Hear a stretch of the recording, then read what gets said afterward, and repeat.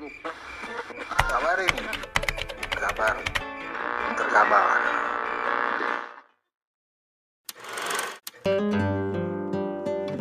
Bambang dan Gus Nur divonis 6 tahun kasus berita bohong. Majelis Hakim menjatuhkan vonis penjara 6 tahun kepada terdakwa Bambang Trimulyono dan Sugi Nur Raharja alias Gus Nur. Vonis ini lebih ringan dari tuntutan jaksa penuntut umum selama 10 tahun. Kedua terdakwa terbukti menyebarkan berita bohong yang menimbulkan keonaran di kalangan rakyat secara bersama-sama. Meski pasal yang diterapkan JPU dan Majelis Hakim sama, namun masa hukuman penjara antara vonis dan tuntutan berbeda. Kendati demikian, kedua terdakwa memutuskan mengajukan banding, dan JPU masih pikir-pikir.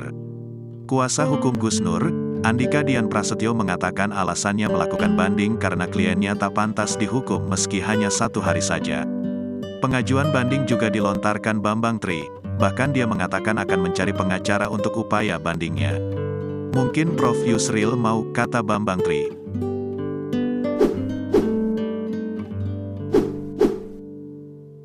PKS rayu Mahfud MD jadi cawapres Anies.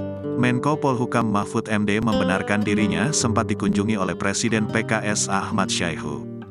Mahfud mengatakan, pertemuan itu membicarakan seputar kalender politik 2024. Mahfud menuturkan, dalam pertemuan itu mereka juga membahas masa depan Indonesia. Saat ditanya soal tawaran menjadi cawapres Anies, Mahfud mengaku hanya membahasnya sekilas. Kata Mahfud, terkait pasangan capres ataupun cawapres rasanya itu hanya pembicaraan sekilas. Saya bilang yang harus diutamakan adalah agar koalisi 3 parpol pendukung Anies tetap solid supaya tiket yang sudah di tangan tidak hilang. Jangan sampai mengajak cawapres dari luar parpol tapi koalisinya malah pecah. Mahfud mengaku tidak memberi jawaban iya atau tidak terkait tawaran menjadi cawapres Anies. Sebagai bagian dari pemerintah, Mahfud akan fokus mengawal pemilu berlangsung sesuai jadwal. Sebelumnya, Presiden PKS Ahmad Syaihu mengatakan dirinya telah berkomunikasi dengan Menko Polhukam Mahfud MD beberapa hari belakangan. Komunikasi keduanya untuk menjalin silaturahmi, sekaligus bertanya ketertarikan Mahfud menjadi calon wakil Presiden Anies Baswedan.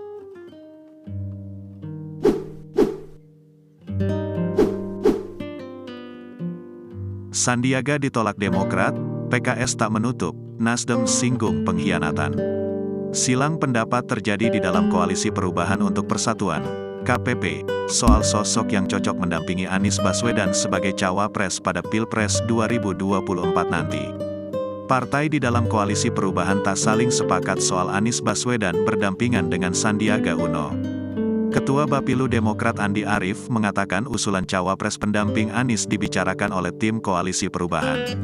Namun, dia memastikan Partai Demokrat tak akan membahas sosok Sandiaga Uno terkait bakal cawapres Anies. Juru bicara PKS Ahmad Mabruri tak sepakat dengan pernyataan Andi Arief yang menutup peluang Sandiaga Uno untuk menjadi cawapres Anies Baswedan. Mabruri menyebut, semestinya dalam politik tak boleh ada ucapan menutup komunikasi.